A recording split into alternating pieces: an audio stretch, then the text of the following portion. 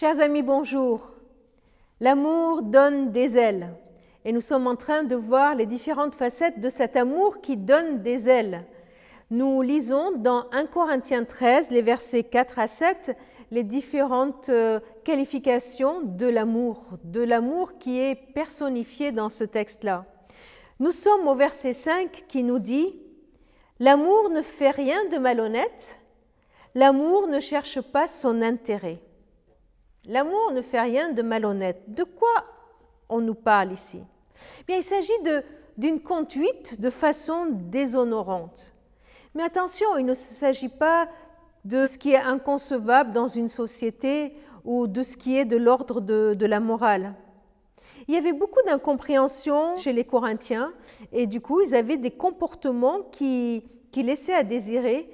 Et nous voyons dans toute l'épître aux Corinthiens que Paul corrige certains comportements de ses lecteurs et il insiste ici en disant que celui qui aime l'amour, celui qui est animé par l'amour de Dieu, ne fait rien d'inconvenant, de malhonnête, d'honteux par rapport à Dieu, par rapport à la loi de Dieu, par rapport aux directives de Dieu, par rapport aux valeurs que Dieu nous donne. Et il ajoute une façon de ne pas tomber dans cette conduite malhonnête, c'est en ne cherchant pas son propre intérêt. Chercher son propre intérêt ou celui de l'autre fait une grande différence.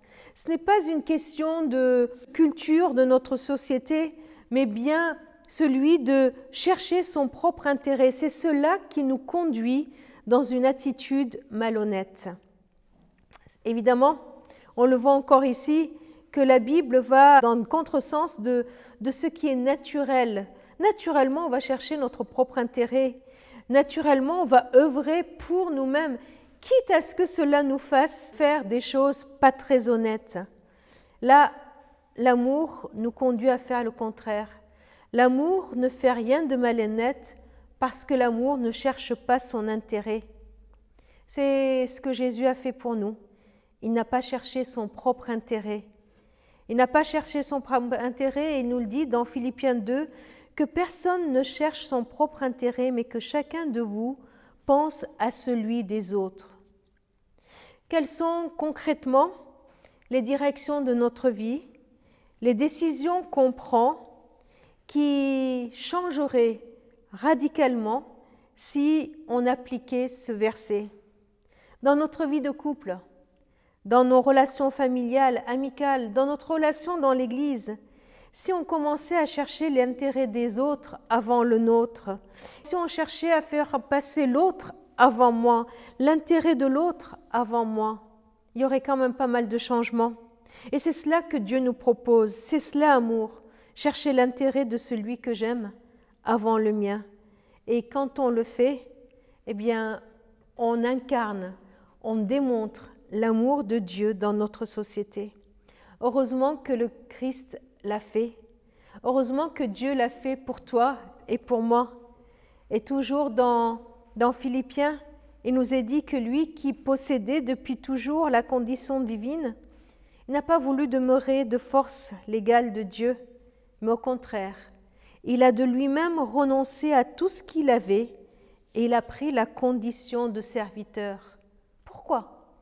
Pourquoi il s'est abaissé? Pourquoi il a fait cela? Parce qu'il a cherché ton intérêt. Il a cherché mon intérêt. Alors, demandons-lui de nous animer de son amour pour que tout au long de cette journée, et bien plus, bien sûr, les jours à venir, nous puissions toujours chercher l'intérêt de l'autre avant de chercher le mien. Seigneur, tu vois, on est d'accord que ce serait bien de chercher l'intérêt des autres avant le nôtre, mais on n'en a pas toujours conscience. Tu le sais, Seigneur, on n'a pas toujours conscience qu'on se met d'abord nous en avant. Alors cette journée, je te prie vraiment de nous le montrer pour que nous puissions changer. Montre-nous, Seigneur, à quel moment nous méprisons l'intérêt de l'autre, nous l'ignorons, nous le mettons de côté. Montre-nous, Seigneur, comment être honnête, comment nous conduire d'une façon droite en cherchant toujours l'intérêt des autres.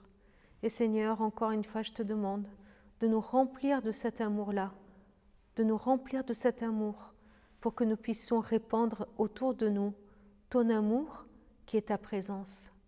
Amen. Je vous souhaite une très bonne journée. À demain.